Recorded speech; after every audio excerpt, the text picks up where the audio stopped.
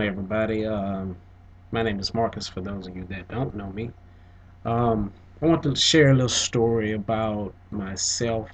Maybe it can help someone else in the future with their situation. Something that happened in my past when I was younger and stayed in Missouri City. Um, I basically was charged with possession of a weapon. Yes, me. Possession of a weapon by the police, went to jail, everything. Before you get too judgmental, let me tell you the story. Now, let's see. I was arrested in what my paper says here, July 26, 1999. So I was a 23-year-old fellow living in Missouri City. It was a time where um, I had a vehicle during this time, but I guess I had some hard times as far as financing during that little spell and got my car repossessed. So, as a result of getting my car repossessed, living in Missouri City, there's no metro out there, so you got to have some kind of transportation. Now, there was a car that was in my driveway that had been sitting there probably about 3 or 4 months or better. Um, no inspection stickers, no registration, no nothing. Hadn't been driven in that long. So I had no choice but to drive it. It was my brother's car.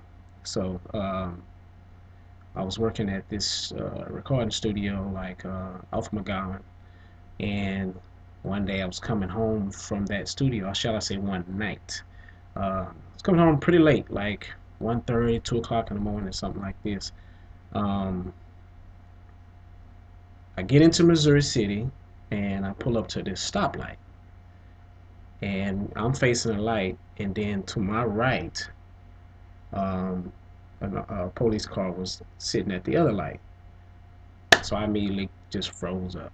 I ain't gonna lie, froze up. I got nervous. I'm like, oh man, I don't have no insurance. These stickers are bad. Both stickers are bad.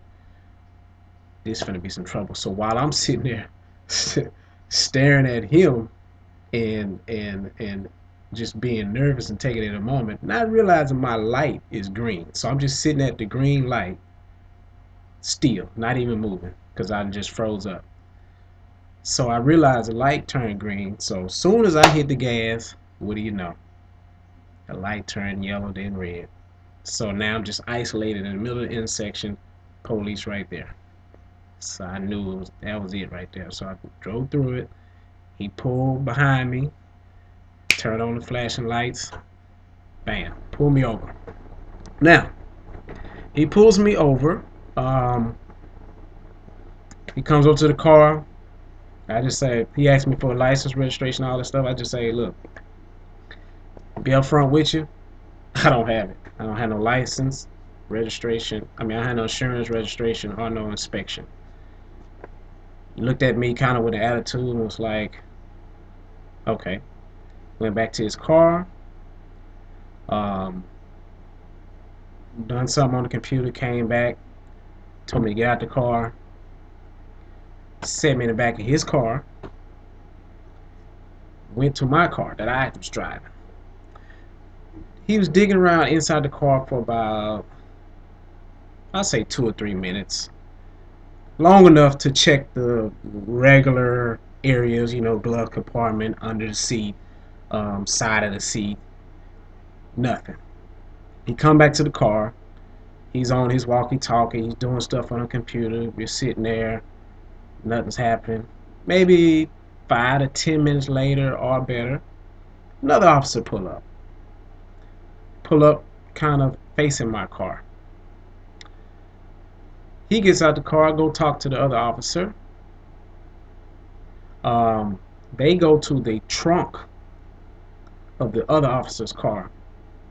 Did something. I don't even know what they did, but I can kind of tell you what I think they did, which we'll get to here in a second.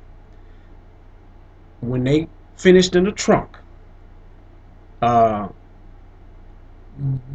both officers went to the car. The one who arrested me was on the passenger side. The one who just showed up was on the driver's side. They both in the car digging around. They come out, switch sides, go back in the car looking again. Come out, voila, he pulls up a gun. It's a pistol, like a 32 or something. Really? Took you that long to find it? If I had a gun? So, of course, I'm sitting there like,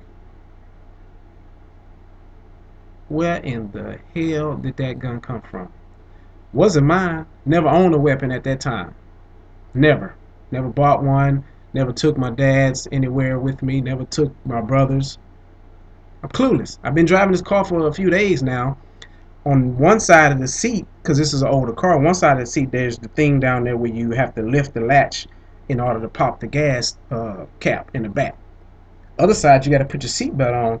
I would have seen if there was a gun there. So he come back to the car. I'm like, where'd the gun come from? It was in between the seat. Really?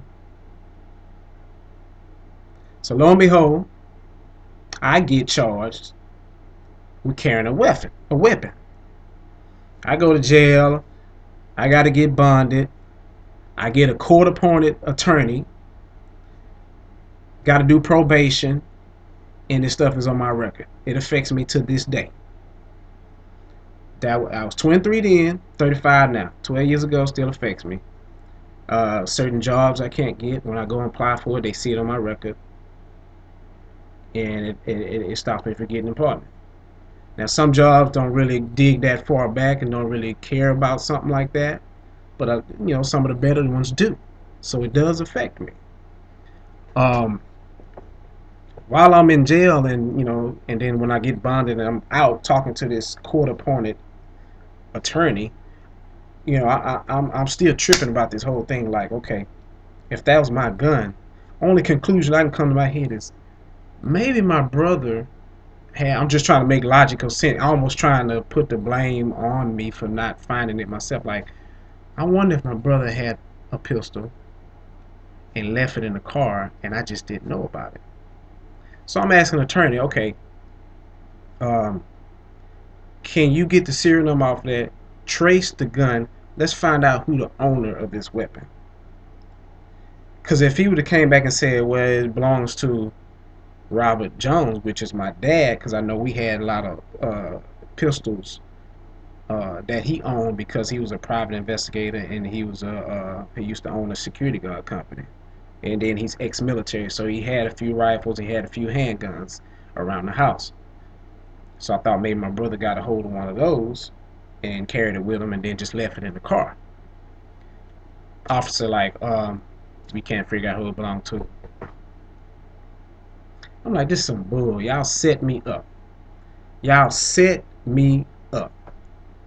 When they come back, the verdict was, listen, we're going to give you a year probation. You're going to do community service, and then you're going to pay these fees. This is the deal. If you fight this situation and lose, you're going to jail. You're going to do some jail time. 23 years old. I don't have no money for no attorney. So, of course, I'm scared. I don't want to go to jail for nothing I didn't do, for sure. So I got to take this plea. Now, you be the judge. Me, I think it's the system, and I think it's those officers that set me up. I didn't have no gun. I drove the car long enough to know if a gun was in the car. I would have seen it under the seat or on the side of the seat. They set me up. If they didn't set me up, how come the first officer that went into the car before the second one came, how come he didn't find it? Does it take 15 minutes of digging through a car to find a gun under a seat or on the side of a seat? I don't think so. Y'all be the judge of that. I just want to share that with y'all. Y'all be careful out there. These people will do things to you. This will hurt your life. And that's it. Missouri City. Missouri City.